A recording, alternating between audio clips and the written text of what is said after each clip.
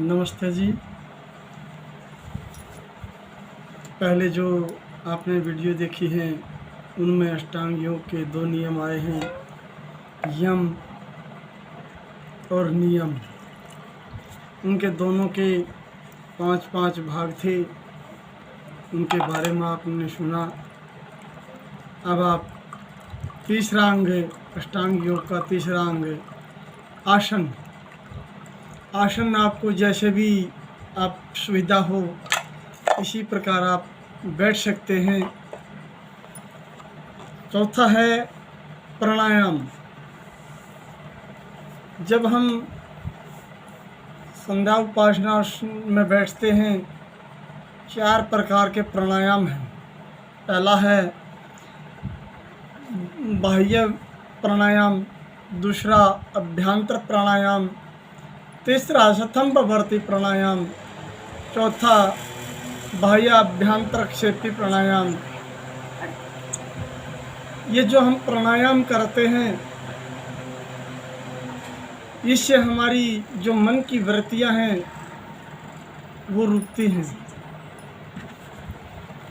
जिस प्रकार हम कपड़े को साफ धोते हैं और उसको धोकर साफ पहनते हैं, सारा दिन पहने रहते हैं, उसमें हम मैल नहीं लगाते, लेकिन कपड़े में मैल शाम तक लग जाता है।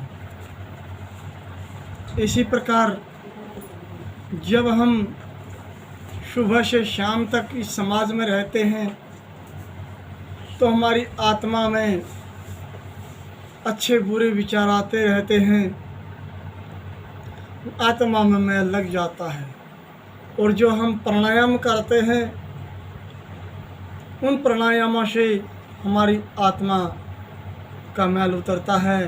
परमपिता परमात्मा का ध्यान करते हैं और प्राणायाम करते हैं तो हमारी आत्मा का मैल प्रतिदिन धुल जाता है। अगला नियम है प्रत्याहार। प्रत्याहार मन की वृत्तियों को रोकना। मन इतनी तीव्र गति से चलता है जिस प्रकार बगैर लगाम का घोड़ा कहीं भी जा सकता है।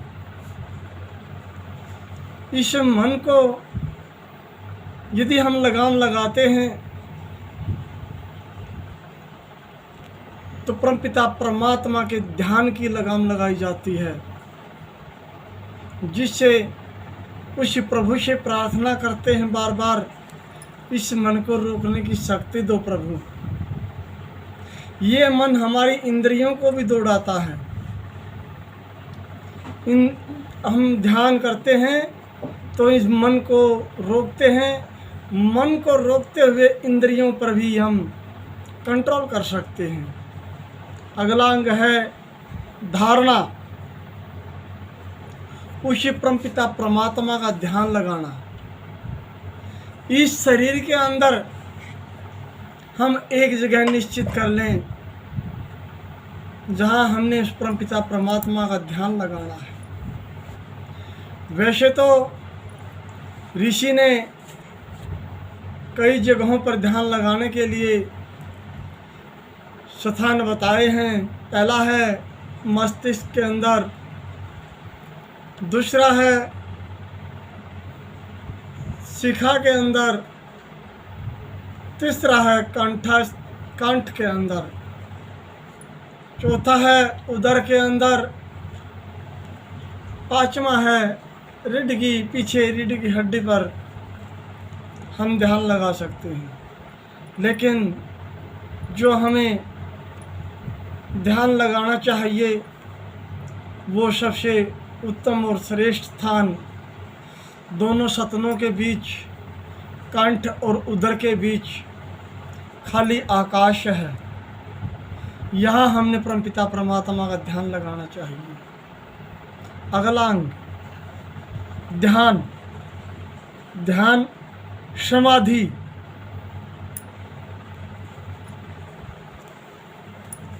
ध्यान भी इसी प्रकार किसी विशेष स्थान पर ध्यान लगाएं और जो केंद्रित हो वहीं हमारा ध्यान रहे।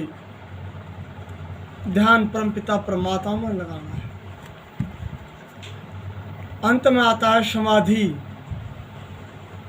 समाधि का अर्थ होता है जिस प्रकार कोई गोताखोर जल में डुबकी लगाता है और उस जल के अंदर कुछ समय के लिए रहता है, फिर बाहर आता है। इसी प्रकार उस समय के जो उन्होंने जल में डुबकी लगाकर समय बिताया, इसी प्रकार उसको समाधि कहते हैं। परमपिता परमात्मा के ध्यान में इतने समा जाएं कि हमें पता नहीं लगे कि हम कहाँ बैठे हैं, क्या कर, कहाँ बैठे हैं, कौन आ रहा है, कौन जा रहा है, सब भूल जाएं और सिर्फ मन की वृत्तियों को रोकते हुए समाधि में उस परमपिता परमात्मा का गुणगान करें, उससे बार बार प्रार्थना करें, मुझे मोक्ष की प्राप्ति कराओ प्रभु। समाधि ही एक ऐसी चीज़ है जो हमें मोक्ष तक ले जा सकती है। जो मैंने योग के 8 अंगों के बारे में बताया थोड़ा हा, योगेश्वर श्री कृष्णचंद्र जी इन योग के 8 अंगों का पालन करते थे। आप स्वयं समझदार हैं, बुद्धिशील हैं, जो इन योग के 8 अंगों का पालन करता है वो चोर कैसे हो सकता है, गोपियों के कपड़े कैसे उठा सकता है, व्यभिचारी कैसे हो सकता है। जो योग की साधना नहीं करता, योग के 8 अंगों का पालन नहीं करता, वो योगी नहीं, वो रोगी होता है और भोगी होता है। लेकिन जो योग के 8 अंगों का पालन करता है वो योगी होता है, नहीं तो वो रोगी भी होता है और भोगी भी होता है। इसलिए हमने श्री कृष्ण जी महाराज पर ऐसे कटाक्ष नहीं करना चाहिए। वो बड़े विद्वान तपस्वी थे, इसलिए हमने उसको सम्मान